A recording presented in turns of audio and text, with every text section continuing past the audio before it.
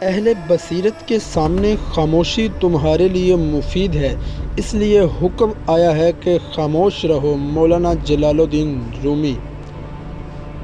محتاجوں سے مہنگا مال خریدنا احسان میں ہے اور صدقہ سے بہتر ہے۔ امام محمد غزالی۔ تکلیف کی زیادتی محبت کی کمی کا باعث بن جاتی ہے۔ امام محمد غزالی۔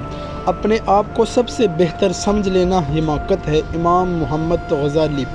انسان کا سب سے بڑا کارنامہ یہ ہے کہ وہ اپنے دل اور زبان کو قابو میں رکھے۔ امام محمد غزالی۔ بدخلقی سے دشمنی پیدا ہوتی ہے اور دشمنی سے جفاکاری۔ امام محمد غزالی۔ خاموشی بجائے خود ایک عبادت ہے۔ امام محمد غزالی۔ عورت میں ایک کمزوری ہے جس کا علاج تحمل ہے، اسے رنج نہیں دینا چاہیے بلکہ اس کا رنج سہنا چاہیے۔ امام محمد غزالی۔ غصہ شمع انسانیت کو بجھا دیتا ہے۔ امام محمد غزالی۔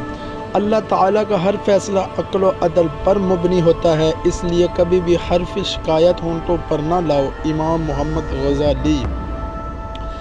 عورت کی بدخلقی پر صبر کرنے والا حضرت ایوب علیہ السلام کے صبر کے برابر ثواب پائے گا۔ امام محمد غزالی۔ فقیر کو صدقہ دے کر احسان نہ جتلا بلکہ اس کے قبول کرنے کا خود احسان مند ہو۔ امام محمد غزالی۔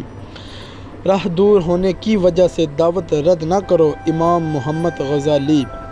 دعوت قبول کرنے میں امیر و غریب کا فرق مت کرو۔ امام محمد غزالی۔ عالم دین پر لازم ہے کہ ظاہر میں تو لوگوں سے ملا رہے مگر دل سے ان سے بالکل الگ رہے۔ امام محمد غزالی۔ توبہ میں تاخیر کرنا سخت نقصان دہ ہوتا ہے۔ امام محمد غزالی۔